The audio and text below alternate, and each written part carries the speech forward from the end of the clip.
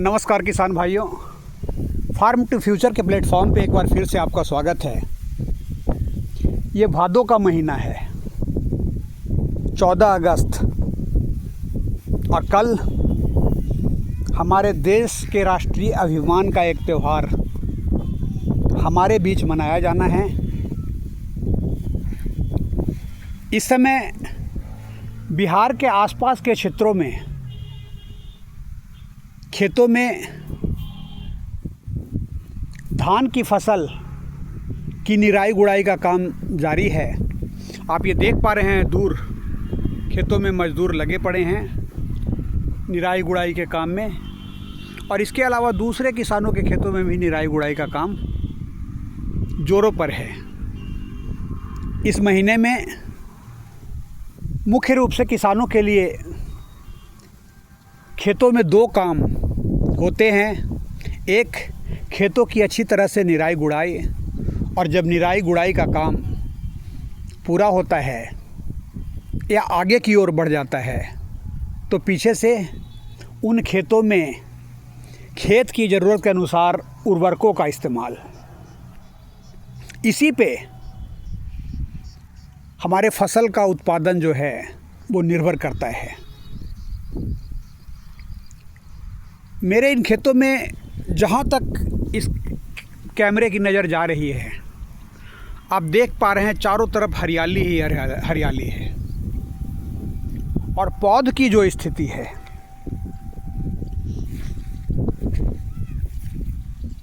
वो आप ये देख रहे हैं कि ये जो रोपण के बाद 20 से 25 दिन का पौधा है, और अगर हम इसमें ग्रोथ की बात करें तो एक पौधे में, मैं आपको दिखाने की कोशिश करता हूँ, हर एक पौधे में 20 से 25 कल्ले, ये आप देख पा रहे हैं, ये देख पा रहे हैं।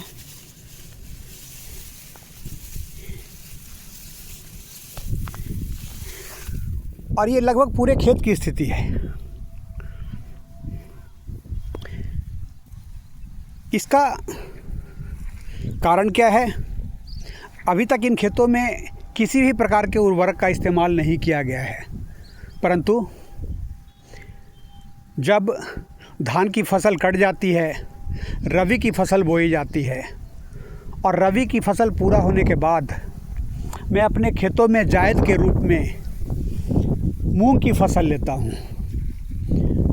मूंग की फसल जब तैयार होती है तो उनमें से फलियों का तुड़ाव मैं मज़दूरों के माध्यम से कर लेता हूँ, फलियाँ निकाल लेता हूँ, और खेतों में हरी पौध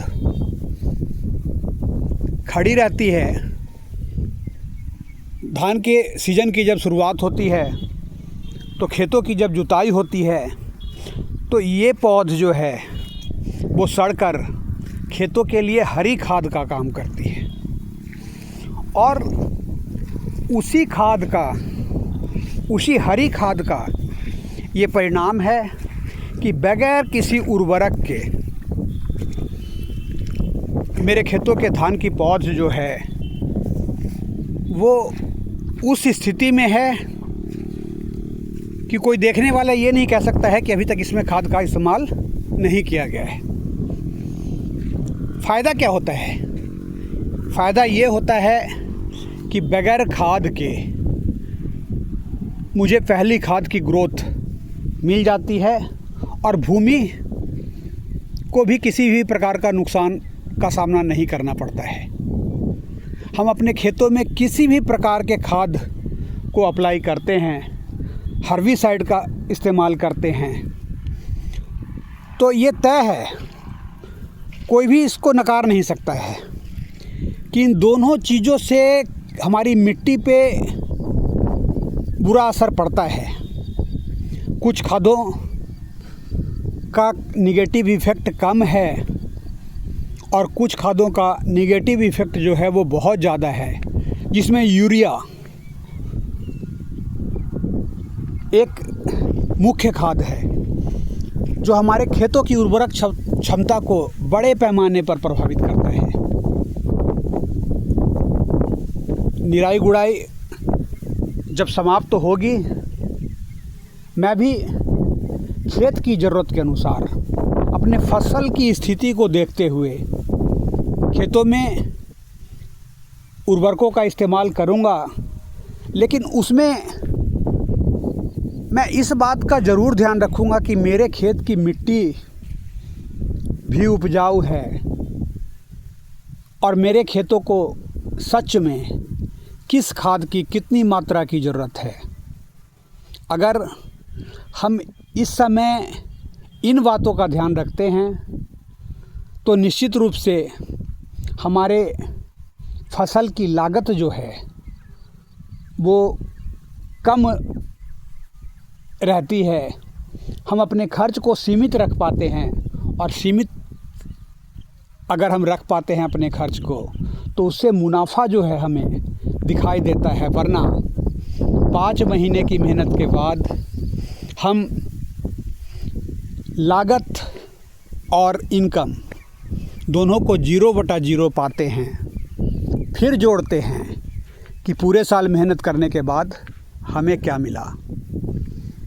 जब मैं अपने खेतों में खाद का इस्तेमाल करूंगा तो फिर से एक वीडियो के माध्यम से आप लोगों के बीच आना चाहूँगा। तब तक के लिए धन्यवाद।